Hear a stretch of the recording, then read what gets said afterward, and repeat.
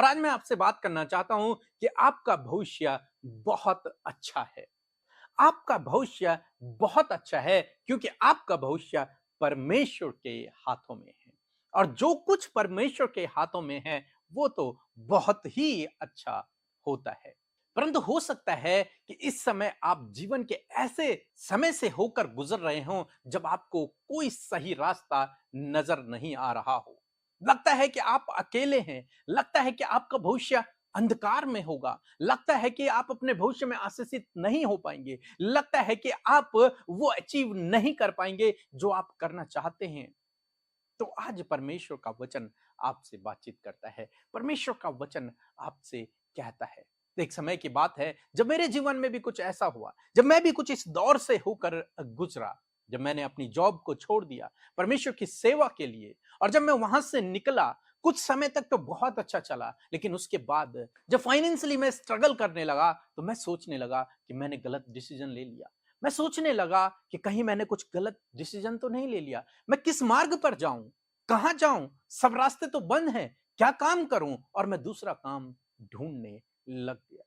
परंतु ऐसे समय में परमेश्वर ने मुझे ढाढ़स दिया अपने वचन के द्वारा। निश्चय मैं तुझे आशीष दूंगा, मैं तुझे बढ़ाऊंगा, तो आशीष का कारण होगा।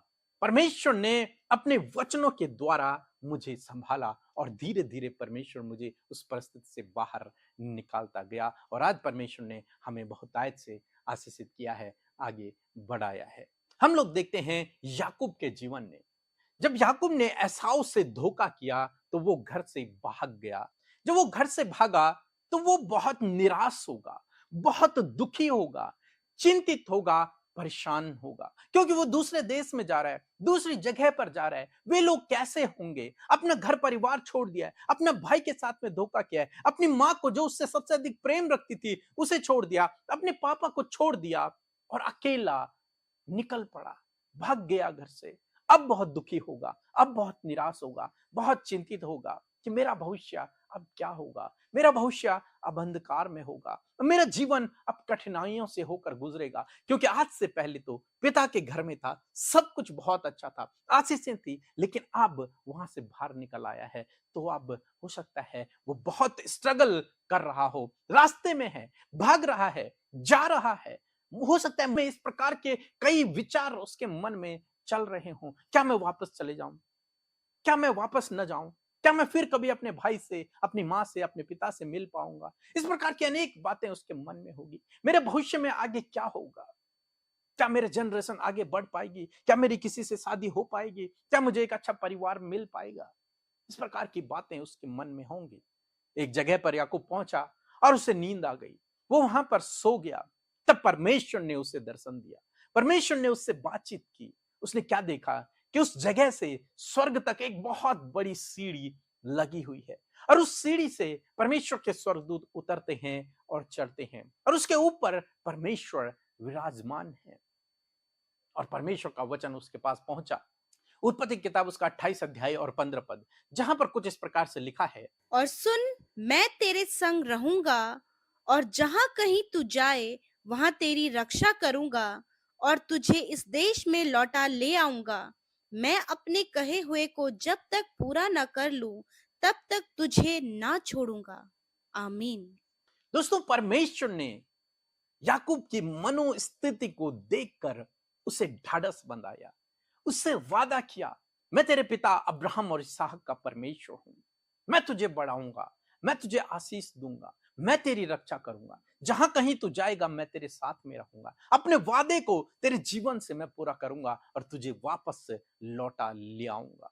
एक ढाढ़स भरा वचन परमेश्वर ने याकूब से किया, और याकूब उस बात को सुनकर खुश हो गया होगा, आनंदित हो गया होगा कि परमेश्वर मेरे साथ में रहेगा। मेरे परिवार तो मेरे साथ में नहीं है, परमेश्वर मेरे साथ में रहेगा, परमेश्वर मुझे आशीष करेगा, क्योंकि जैसे उसने मेरे पिता को किया, मेरे दादा को किया, उसी प्रकार वो मुझे भी आशीषित करेगा, मुझे वापस भी ले आएगा अपने देश में। यानी कि मैं फिर से अपने मम्मी पापा और अपने भाई के साथ में रहूंगा, और परमेश्वर मेरी रक्षा भी करेगा। इसलिए मैं विदेश में भी हूं, मैं कहीं और भी जा रहा हूं, लेकिन कोई मेरी हानि नहीं कर पाएगा। दूसरे शब्दों में, याकूब का भविष्य परमेश्वर के हाथों में है। याकूब को लगता है कि उसका भविष्य अंधकार में हो रहा है, कोई उसकी हानि कर देगा, कोई उसे मार देगा, क्या होगा उसके जीवन में, लेकिन उसका भविष्य परमेश्वर के हाथों में है। परमेश्वर कह रहे हैं, मैं तुझे आशीष दूंगा, मैं तुझे बढ़ाऊंगा, मैं तुझे लौटा ले आऊंगा, मैं तेरे संग में रहूंगा, मैं तुझे कभी नहीं छोड़ूंगा।